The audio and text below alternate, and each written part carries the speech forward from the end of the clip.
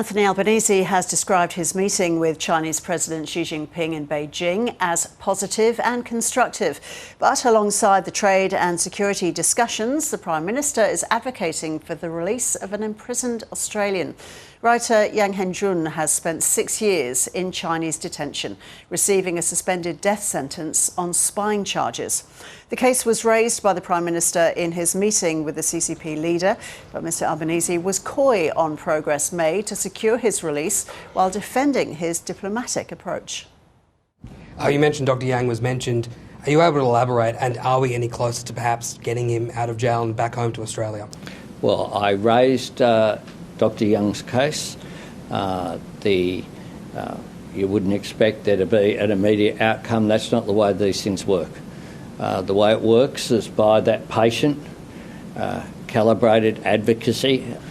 I understand the pressures that are on people when a loved one has been incarcerated. What we will do, though, is put forward our views in a diplomatic way in order to try to maximise an outcome. Yang Hengjun, a former Chinese government official and a pro-democracy advocate, was intercepted and detained when travelling to Guangzhou with his wife in January 2019. He was held on charges of espionage, with China alleging he was involved in criminal activities threatening their national security. Dr Yang has denied the charges. In 2024, he was handed a suspended death sentence and remains imprisoned.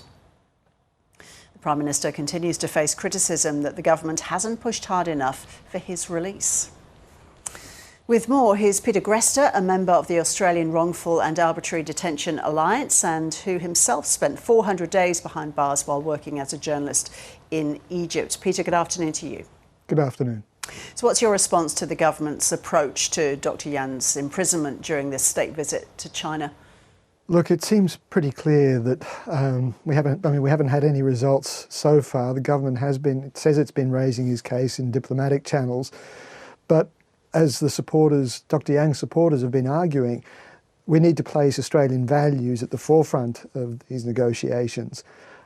What we've learnt in my case and a lot of other similar cases is that they're only resolved when the price or the price that a government is paying for holding a detainee, such as Dr Yang, becomes higher than the value that they represent as a detainee. Now, it's very difficult to know at what point that price we reach that price point, but it's pretty clear that the Australian government hasn't been able to do that just yet. I think we need to see more public pressure, not just on the Chinese government, but also on the Australians to do more. As we heard there, the Prime Minister says the government is putting forward their views in a diplomatic way in order to try to maximise an outcome, i.e. Dr Yang's release. Do you accept that patient-calibrated diplomacy, as the PM put it, is one way for a successful outcome to be achieved, that quiet diplomacy is a route that can be successful? Quiet diplomacy is really the only option that a government has. But what takes place within that diplomacy is impossible for us to know. We're just not privy to those discussions. We don't know the way in which Dr Yang's case has been tied to other relations, to economic issues and so on. But there does need to be more vocal public advocacy for Dr Yang, and if that needs to come from the government, then so be it. The problem is that I think we haven't seen the kind of public pressure, we haven't seen public declarations of commitments to Australian values by the Australian government, and I think that needs to take place to really step up the pressure on the Chinese government to make it clear that this is a central issue in relations between the two countries. Peter, can you remind us of your story? What led to your release from an Egyptian jail after 400 days? Well, I was imprisoned on terrorism charges in Egypt back in 2014, and I was convicted and sentenced to 7 years, but I was released, as you said, after 400 days.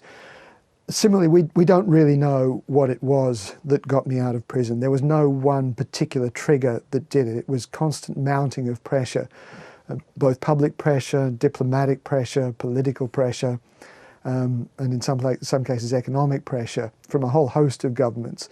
And that's why I say that it's very difficult to know what is going on behind the scenes within the Chinese government, just as in the Egyptian case. It's just that at some point it became clear that it was too much bother to continue to hold me. And I think that's the lesson that we need to take into Dr. Yang's case.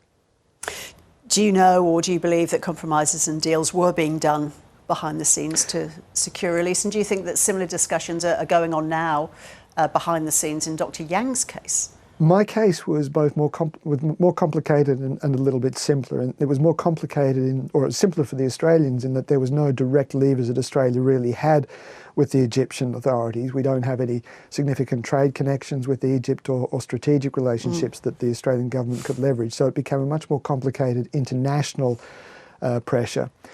In Dr. Yang's case, there is clearly a much more direct relationship, and that means that his freedom is likely to be the result of very specific negotiations around issues such as diplomatic ties, trade ties, economic relationships, and so on, strategic relationships. That in some ways makes it harder for Australia, because it places him in the middle of those negotiations, but it also gives Australia a lot more leverage.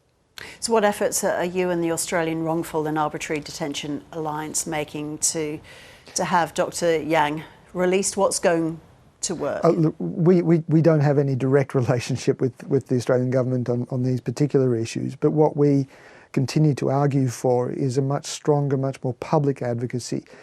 We believe that while quiet diplomacy has its value, sometimes there needs to be very clear public statements, not just to add political pressure, but to give the Australian government the leverage that it needs to be able to go to the Chinese to say, listen, we can't solve this issue. We can't move ahead with our relationships until we resolve this, until we get this off the table.